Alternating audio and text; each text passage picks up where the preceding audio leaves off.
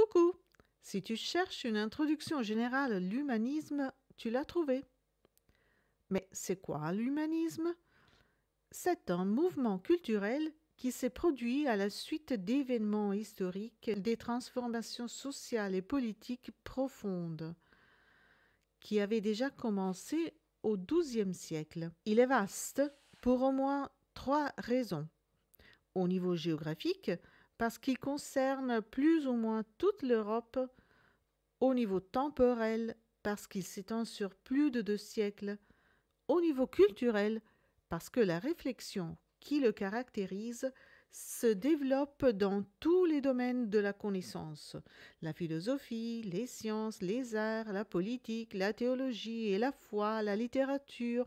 Il est fondamentalement laïque parce qu'il s'inspire d'une vision et d'une pensée indépendante de toute confession religieuse. Il représente un moment d'évolution et d'éloignement de la culture médiévale. C'est le passage du Moyen Âge à l'époque moderne. C'est à quelle époque l'humanisme?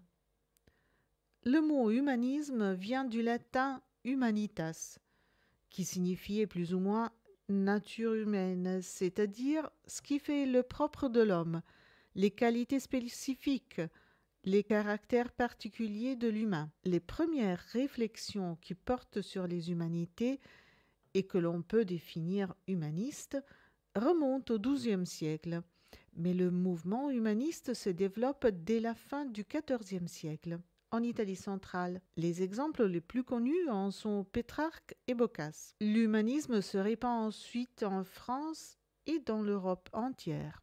La vision humaniste anime les débats des intellectuels jusqu'à la fin du XVIe siècle. Tu veux connaître les 2-3 caractéristiques incontournables de l'humanisme? Les clous de cette conception du monde? Tout d'abord, l'être humain occupe une position centrale dans toute réflexion. Au Moyen Âge, c'était Dieu qui était considéré le début, la fin et le but de l'existence humaine. L'homme était considéré supérieur aux autres êtres vivants, mais seulement en tant que fils de Dieu. Et le but de son existence était de faire la volonté de Dieu. Maintenant, cette vision est dépassée, et l'homme est considéré en tant qu'être vivant, non en fonction de Dieu. Les humanistes témoignent aussi d'une forte confiance en l'homme. Une autre caractéristique fondamentale de l'humanisme est la profonde admiration qui anime la redécouverte des philosophes, des auteurs et des commentateurs de l'Antiquité, surtout du monde grec. Les savants du Moyen Âge connaissaient surtout Aristote et ont essayé de concilier la pensée de ce grand philosophe grec avec la Bible. Les humanistes entrent en contact avec les œuvres d'autres grands auteurs grecs, tels qu'Épicure, et ils connaissent d'autres écoles philosophiques, telles que l'épicurisme, le stoïcisme, le scepticisme. Le but des humanistes est celui de contribuer à l'épanouissement de l'être humain, à son développement individuel, social, politique, culturel. Quels sont les événements historiques et culturels qui ont contribué à ce changement? Tout d'abord, le déclin de la société féodale et de l'Église, qui a commencé au cours du XIe et XIIe siècle. Dès le XIVe siècle, des témoignages de voyages en Extrême-Orient ont commencé à circuler et à exercer une vaste impression sur le monde occidental. Surtout le livre des merveilles de Marco Polo et celui de Jean de Mandeville ont eu un succès important. Autour de 1450, Gutenberg invente les caractères typographiques. Cette technique d'imprimerie favorise la diffusion des livres et la circulation des idées. En même temps, elle facilite aussi un accès aux livres direct et sans intermédiaire. C'est évidemment un procès qui dure quelque temps, mais qui représente une révolution fondamentale dans l'histoire de l'humanité, comparable par son importance à l'invention de l'écriture. 1453 est une date dont nous avons déjà eu l'occasion de parler dans une autre vidéo. Elle est considérée de plusieurs historiens une des dates conventionnelles de la fin du Moyen Âge. En effet, la prise de Constantinople par les Turcs représente la fin de l'Empire byzantin et la fuite des intellectuels byzantins vers l'Occident. Ils se réfugient d'abord en Italie et emmènent sur eux des œuvres de l'Antiquité grecque qui n'étaient pas présentes dans les bibliothèques européennes ni connues à nos intellectuels. Ils ouvrent ainsi le monde européen à des trésors du monde ancien jusque-là inconnus. Dès ce moment, la culture occidentale devra se confronter à ces idées et à ces visions et essayer d'intégrer la sagesse antique à sa propre conception. Faisons quelques exemples seulement. Le Moyen Âge a toujours utilisé l'enseignement ex cathedra d'une vérité acquise. Platon utilise le dialogue comme forme privilégiée pour la transmission de la connaissance et pour le raisonnement philosophique. Il s'agit évidemment d'une approche tout à fait différente. Le monde médiéval prêchait le renvoi du bonheur à l'au-delà et encourageait à accepter une vie de souffrance au nom de Dieu. Épicure et l'épicurisme enseignent à apprécier les petits bonheurs quotidiens, le carpe diem. Les humanistes s'efforcent donc de concilier la philosophie et la sagesse de l'Antiquité avec la vision de leur temps. Montaigne, par exemple, réfléchit sur la morale épicurienne. Il invite à la modestie et à apprécier les bonheurs simples.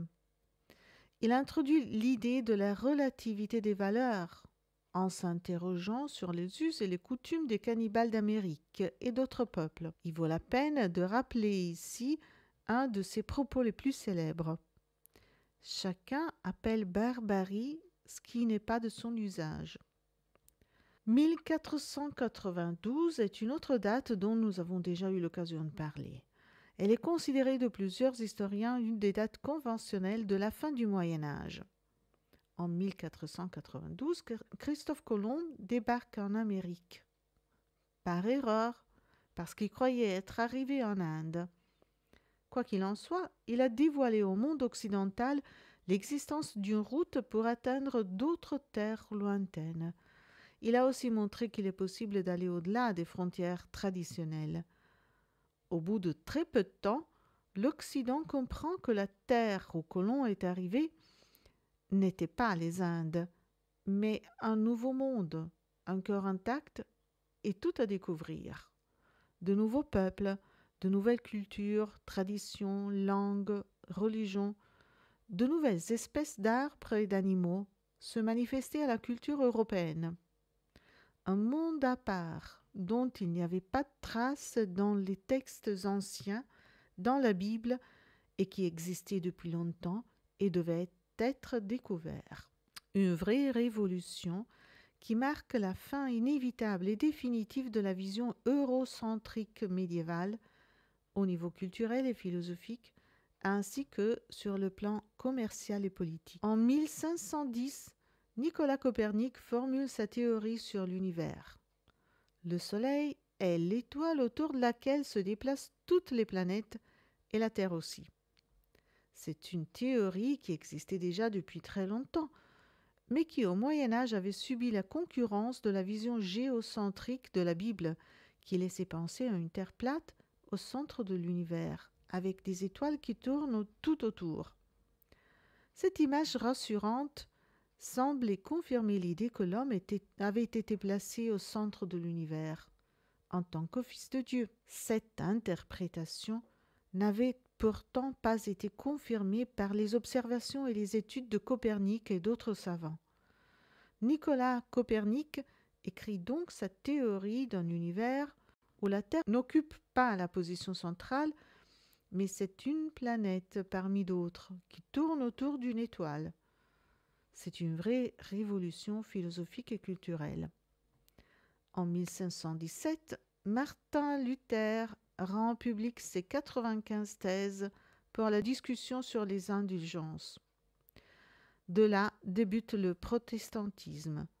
L'unité religieuse du vieux continent est définitivement rompue. En 1520, le tour du monde accompli par Magellan confirme que la Terre n'est pas plate, mais ronde. Quels sont les différents domaines de la réflexion humaniste? Tout d'abord, la philosophie.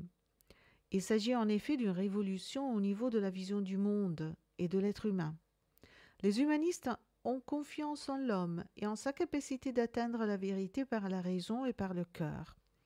Une vérité qui n'est donc pas révélée ni absolue, c'est plutôt le résultat d'une recherche personnelle.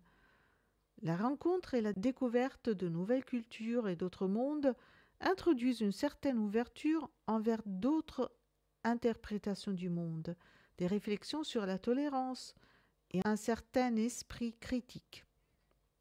Cette critique s'exerce aussi envers la scolastique, la philosophie développée et enseignée au Moyen Âge, qui vise à concilier la pensée surtout d'Aristote avec la théologie chrétienne. La réflexion politique est aussi concernée par cette révolution de la pensée. Les humanistes se demandent quel est le meilleur système politique pour l'épanouissement de l'homme moderne. Parmi d'autres, Machiavel donne sa contribution avec son traité « Le Prince ». Les humanistes se posent aussi des questions sur la monarchie de droit divin. Ils mettent en doute l'origine divine du pouvoir royal. Ils se demandent aussi quelle est la société idéale. L'humaniste anglais Thomas More écrit l'Utopie, où il exprime le rêve humaniste d'une société pacifique et savante. L'éducation est aussi un aspect qui intéresse beaucoup les philosophes qui croient que pour être vraiment humain, il faut être savant, que seule la connaissance donne aux hommes leur caractère humain. Voilà pourquoi ils se demandent quelle forme d'éducation est la plus efficace. Montaigne s'exprime sur ce point et formule par exemple le propos « Mieux vaut une tête bien faite qu'une tête bien pleine » pour signifier que ce qui compte, ce n'est pas la quantité de connaissances, mais la capacité d'apprendre, l'observation, la curiosité et l'attitude de celui qui apprend, sa capacité de résoudre les problèmes. Rabelais imagine dans sa série de romans Gargantua et Pantagruel un programme d'études de formation intégrale, organisé dans les détails, basé sur l'expérience et visant au développement de l'esprit sans négliger le soin du corps. Les sciences reçoivent la contribution de penseurs comme Léonard de Vinci. Il ne se contente pas de préconiser l'expérience et reconnaît en elle le fondement de la science. C'est la naissance de la méthode scientifique. C'est encore Léonard de Vinci qui étudie les lois naturelles, les proportions dans la nature et celles du corps humain. Les mathématiques connaissent aussi un nouvel essor grâce aux études justement de Léonard de Vinci et avant lui de Fibonacci. Beaucoup d'autres mathématiciens se sont succédés à cette époque. Pacelli, Copernic et Tartaglia par exemple. Les arts et la littérature connaissent à cette époque une floraison importante grâce aussi au rôle des mécènes. C'est le mouvement que l'on appelle Renaissance. Mais qui étaient les humanistes? C'étaient des savants très cultivés qui étudiaient tout au long de leur vie et s'occupaient de plusieurs disciplines à la fois. En général, ils parlaient le latin et ils l'enseignaient. Non parce que c'était la langue du prestige du clergé, comme au Moyen Âge, mais par une volonté explicite de connaissance des langues et des cultures de l'Antiquité. Ils se déplaçaient beaucoup en Europe et se rencontraient pour discuter de leurs idées. Ils ont même formé une sorte de communauté des lettres. Parmi les plus connus, il faut citer les Italiens Pétrarque et Boccace, Pic de la Mirandole, Léon Baptiste Alberti, Léonard de Vinci, mais aussi Erasme de Rotterdam, Thomas More, Michel de Montaigne, Rabelais, Albrecht Dürer. Merci de ton attention. Au revoir.